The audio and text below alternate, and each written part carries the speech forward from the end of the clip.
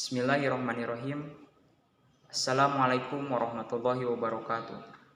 Hamdan wa syukralillah wassalatu wassalamu ala rasulillah wa ala alihi wa sahbihi wa mawala amma ba'du. Yang pertama-tama marilah kita panjatkan puji serta syukur kita kehadirat Allah Subhanahu wa taala.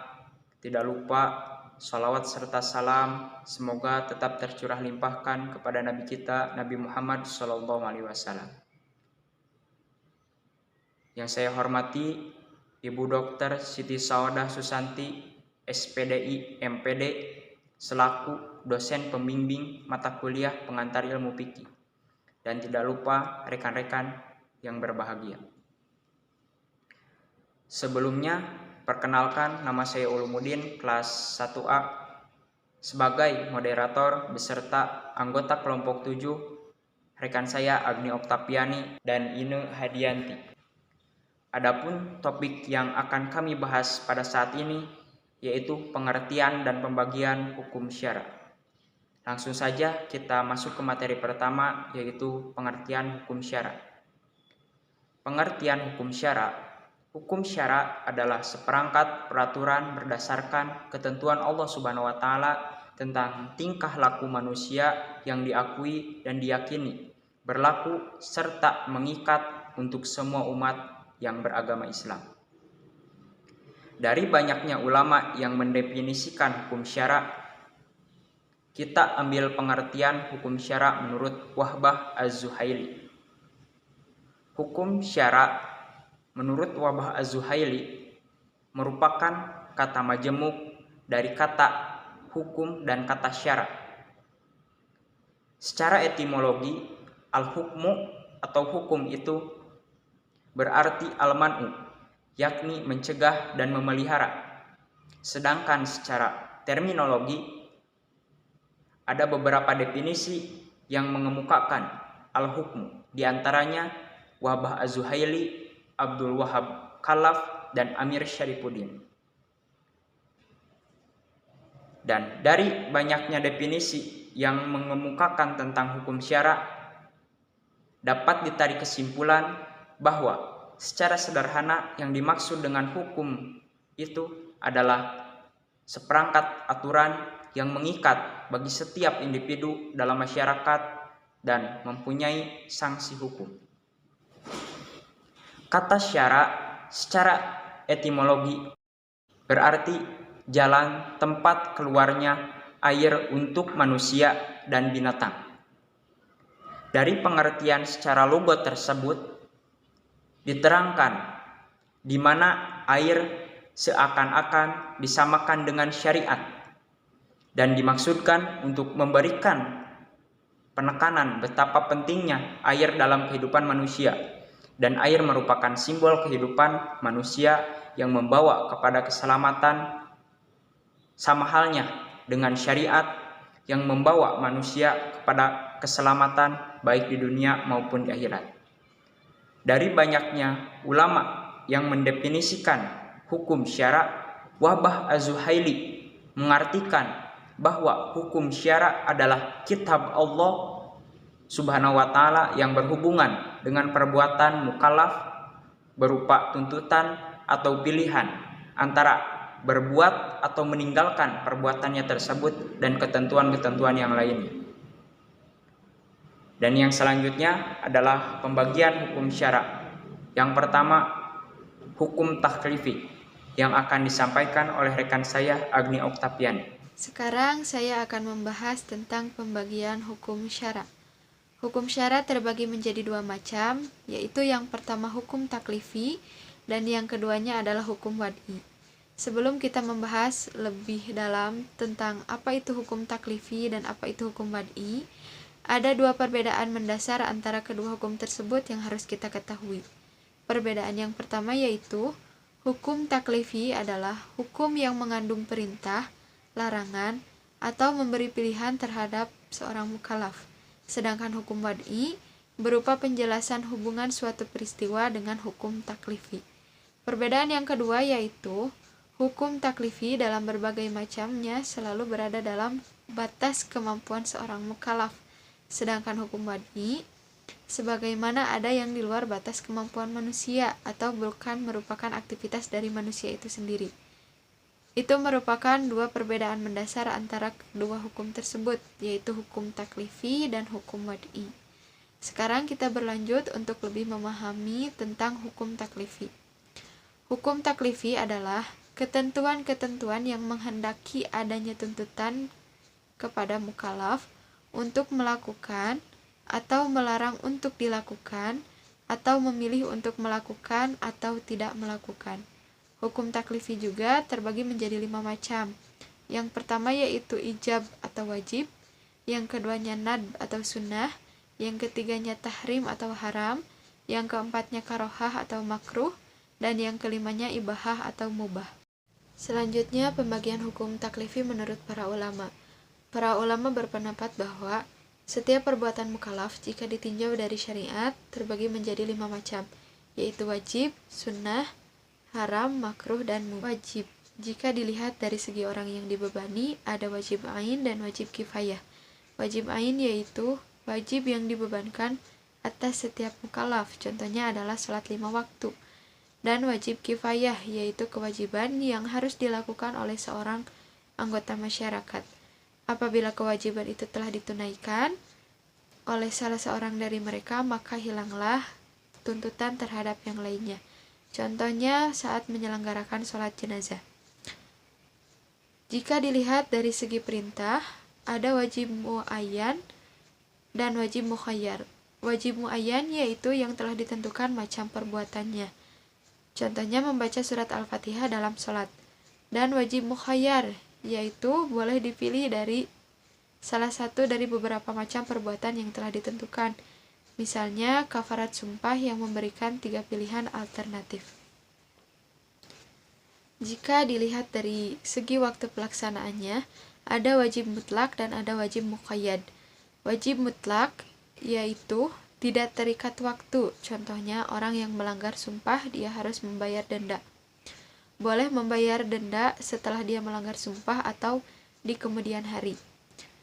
Wajib muqayyad yaitu terikat waktu, contohnya adalah sholat 5 waktu. Jika dilihat dari segi kadarnya atau kuantitasnya, ada wajib muhaddad dan ada wajib ghairu muhaddad. Wajib muhaddad yaitu kewajiban yang ditentukan kadar dan jumlahnya, contohnya jumlah rakaat dalam sholat. Wajib ghairu muhaddad yaitu kewajiban yang tidak ditentukan batas bilangannya, contohnya yaitu shodaqah. Yang kedua yaitu sunnah. Sunnah terbagi menjadi 2, yaitu sunnah mu'akkad dan sunnah ghairu mu'akkad. Sunnah mu'akkad yaitu segala sunnah yang sering dilakukan oleh Rasul. Sedangkan sunnah ghairu mu'akkad yaitu sunnah yang tidak selalu dikerjakan oleh Rasul. Yang ketiganya adalah haram. Haram terbagi menjadi 2, yaitu haram karena perbuatan itu sendiri atau haram karena zatnya, dan haram karena berkaitan dengan perbuatan lain atau haram karena faktor lain yang datang kemudian. Yang keempat adalah makruh. Makruh dibagi menjadi 2, yaitu makruh tanzih dan makruh tahrim. Makruh tanzih yaitu segala perbuatan yang ditinggalkan lebih baik daripada mengerjakannya. Dan makruh tahrim yaitu segala perbuatan yang dilarang tetapi dalil yang melarangnya itu zoni atau tidak qat'i. Yang kelima yaitu mubah, yaitu segala perbuatan yang diberi pahala karena perbuatannya dan tidak berdosa karena meninggalkannya. Sekian pengertian dan pembagian hukum taklifi.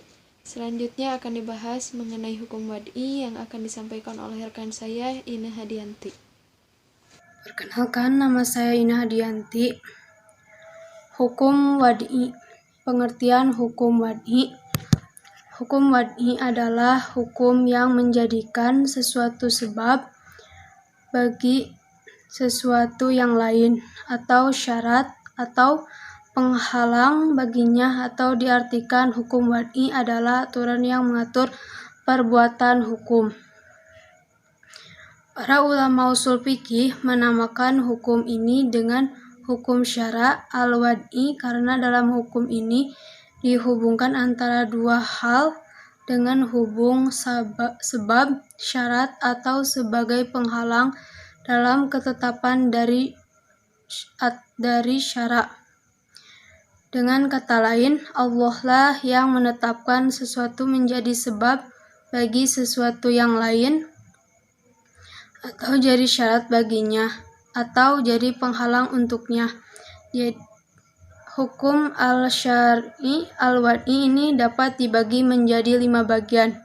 1. As-sabab, 2. As-syarat, 3. Al-mani, 4. Azimah dan rukhsah, 5. Sah, batal, fasad. 1. As-sabab. As-sabab atau sebab diartikan dengan apa yang ditetapkan syara dengan sebagai pengenal dari suatu hukum syar'i, di mana tatkala ada sebab pasti ada hukum. Sebaliknya, di saat tidak ada sebab maka tidak ada pula hukum. Sebab haruslah sesuatu yang jelas, dapat diukur, tidak tersembunyi dan dapat ditetapkan. Walaupun ianya berbeda dari satu individu dengan individu lainnya. Syara menjadikan adanya sebab sebagai tanda adanya hukum syar'i dan ketidakadaan sebab sebagai tanda tidak adanya hukum syar'i. Contoh sebab. 1. Sebab adanya sholat zuhur adalah tergelincirnya matahari. Quran Surat Al-Isra halaman 7 ayat 78 yang artinya, laksanakanlah sholat sejak matahari tergelincir sampai gelapnya malam dan laksanakanlah pula sholat subuh. 2. Sebab adanya puasa bulan Ramadan adalah ru'yatul hilal, menyaksikan bulan sabit. Hadis riwayat Muslim. 2. Asyarat. Asyarat diartikan sebab apa yang bergantung kepadanya adanya suatu hukum secara syar'i, namun ianya di luar esensi hukum syar'i itu. Tidaklah harus adanya syarat menjamin ada atau tidaknya suatu hukum syar'i secara zat. Yang dimaksud dengan kewujudan dan adanya di sini adalah secara syar'i. Wujud secara syar'i yang dapat pula melahirkan akibat hukum syar'i. Karenanya syara telah menjadikannya sebagai syarat untuk memastikan suatu hukum syar'i. Suatu hukum syar'i tidaklah sah tanpa terpenuhinya syarat, walaupun syarat itu sendiri posisinya di luar esensi hukum syara itu. 3. Al-mani. Al-mani atau penghalang diartikan sebagai apa yang dijadikan syara wujud dan adanya ia sebagai tanda bahwasanya tidak ada hukum atau tidak ada sebab hukum. Macam-macam al-mani. Mani terbagi menjadi 2 bagian, yaitu 1. Mani yang tidak dapat bertemu dengan tolab, tuntunan untuk melaksanakan suatu hukum syara, disebut mani at-tolab la min al-ada. Artinya mencegah dari tuntunan tapi tak mencegah pelaksanaan hukum. Contohnya, 1. Haid dan nifas adalah mani dilaksanakannya sholat bagi wanita. 2. Hilangnya akal, tidur, atau gila adalah mani dilakukannya sholat puasa. 2. Mani yang dapat bertemu dengan tolab atau tuntunan untuk melaksanakan suatu hukum syara, disebut mani min at-tolab la min al-ada. Artinya mencegah dari tuntunan tapi tak mencegah pelaksanaan hukum. 4. Azimah dan rukhsah. Azimah adalah hukum syara yang disyariatkan secara umum yang wajib dikerjakan oleh manusia. Artinya adalah apa yang disyaratkan Allah sebagai hukum asal berupa kondisi tertentu atau untuk mukallaf tertentu. Rukhsah adalah hukum syara yang disyariatkan untuk meringankan azimah karena suatu uzur atau alasan, disertai tetapnya hukum azimah. 5. Sah, batal, fasad. Sah adalah sesuatu yang perintah asyari Allah SWT sah digunakan untuk menyebutkan akibat sesuatu perbuatan atau lepas dari tuntunan peradilan. Juga digunakan untuk menyebut akibat sesuatu perbuatan di akhirat atau pahala. Contoh sholat yang sah artinya pelakuannya lepas dari tanggungan dan tak dapat diadili atau akibat dunia dan ada harapan pahala atau akibat akhirat. batal adalah lawan dari sah, yaitu tidak sesuai dengan perintah Allah Subhanahu wa Ta'ala. Batal digunakan untuk menyebutkan tiadanya akibat suatu perbuatan di dunia, lepas dari tuntunan peradilan. Fasad adalah kondisi perbuatan yang pada asalnya sesuai syarak, tapi sifat dari perbuatan itu di luar rukun dan syarat, membuat cacat perbuatan asal tersebut, yaitu menyimpang dari perintah asy-syari'. Fasad hanya ada pada muamalat, sedang dalam ibadah yang ada hanya sah dan batal saja. Contoh, orang kota berjualan beli dengan orang dusun yang tidak menyesuai dan yang tidak mengetahui harga kota. Jual belinya secara asal adalah sah, tapi ada sifat dalam jual beli itu di luar rukun dan akad. Fasad adalah kondisi perbuatan yang pada asalnya sesuai syarak, tapi sifat dari perbuatan itu di luar rukun dan syarat, membuat cacat perbuatan asal tersebut, yaitu menyimpang dari perintah asy-syari'. Fasad hanya ada pada muamalat, sedang dalam ibadah yang ada hanya sah dan batal saja. Contoh, orang kota berjual beli dengan orang dusun yang tidak mengetahui harga kota. Jual belinya secara asal adalah sah, tapi ada sifat dalam jual beli itu di luar rukun dan akad jual beli, yaitu pengetahuan tentang harga yang hanya diketahui salah satu pihak, yang menyimpang dari syarak. Akad yang fasad tidak wajib diulang, tapi cukup menyempurnakan apa yang dianggap cacat. Baiklah, kesimpulan dari pembahasan di atas dapat kami simpulkan bahwa secara garis besar hukum syara adalah kitab Allah Subhanahu wa Ta'ala yang berhubungan dengan perbuatan mukallaf, berupa tuntutan-tuntutan pilihan antara berbuat dan meninggalkan perbuatan tersebut dan ketentuan-ketentuan yang lainnya. Hukum syara terbagi menjadi dua macam, yaitu hukum taklifi dan hukum wad'i. Hukum taklifi adalah ketentuan-ketentuan yang menghendaki adanya tuntutan kepada mukallaf untuk melakukan atau melarang untuk dilakukan, atau memilih untuk melakukan atau tidak melakukan.